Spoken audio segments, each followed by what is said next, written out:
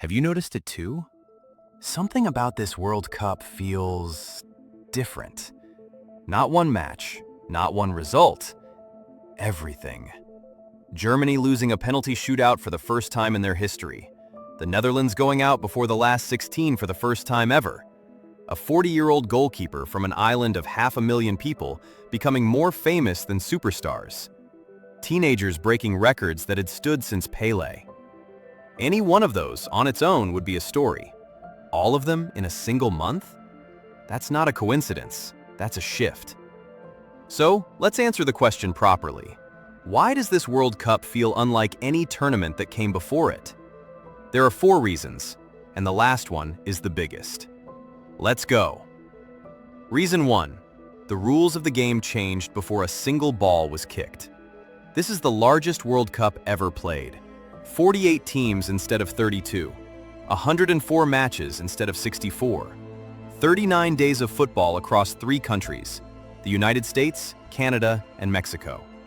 And for the first time, a whole new knockout round, the round of 32.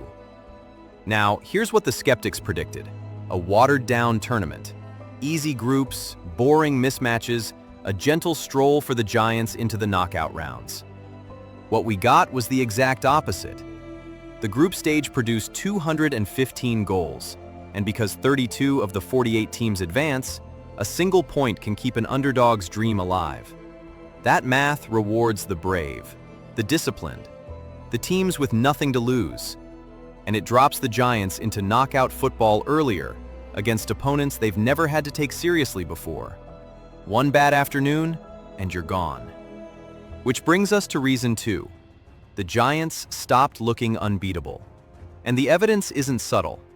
Cape Verde, population barely 500,000, ranked 67th in the world, playing their first World Cup ever, held Spain to 0-0 while the European champions fired 27 shots at their goal.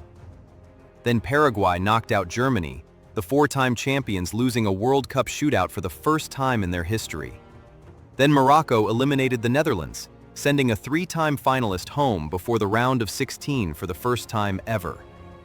Senegal led Belgium 2-0 into the final minutes. DR Congo were 1 goal away from dumping out England. Think about what that means. In the old World Cups, the big teams feared each other. In this one, they fear everyone. Reason 3. The next generation stopped waiting for permission. For 20 years, this tournament belonged to the same names: Messi, Ronaldo, Modric, Neymar. Legends, yes, but permanent fixtures. This summer, the kids simply took the stage. Gilberto Mora, 17 years old, starting a knockout match for Mexico, the youngest to do it since Pelé himself in 1958. Johan Manzambi, 20, coming off the Swiss bench and scoring 166 seconds later, the youngest player with 5 goal involvements at a World Cup since Thomas Müller in 2010.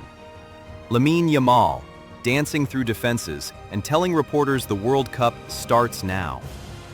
We're not watching another chapter of the old era. We're watching the page turn, live, in real time.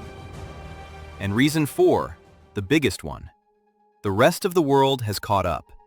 When Morocco reached the semi-final in 2022, it was treated as a beautiful accident, a fairy tale, a one-off. 2026 is the proof that it wasn't. African teams at this tournament haven't just participated, they've dictated.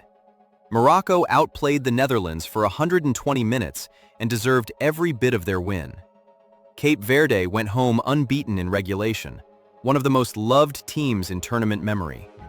Senegal, Ivory Coast, DR Congo, all of them went toe-to-toe with European powers and were separated by inches, not by class.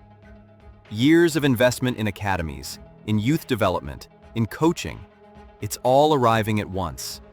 The gap the old Giants relied on? It's closing in front of our eyes. Put the 4 together, a format that punishes complacency, giants that bleed, a generation that isn't waiting its turn, and a world that no longer accepts its assigned role. That's why this tournament feels different. Because for the first time in decades, nobody knows what happens next. And in sport, that feeling has a name. It's called magic. So maybe this isn't just another World Cup. Maybe this is the beginning of football's next era, and we all got to watch the exact moment it started. But I want to hear your take. What's been the moment of this tournament for you? The one you'll still be talking about in 20 years? Drop it in the comments. Hit like if this World Cup has you hooked like it has me, and subscribe. The knockout rounds are only getting crazier from here. See you next time.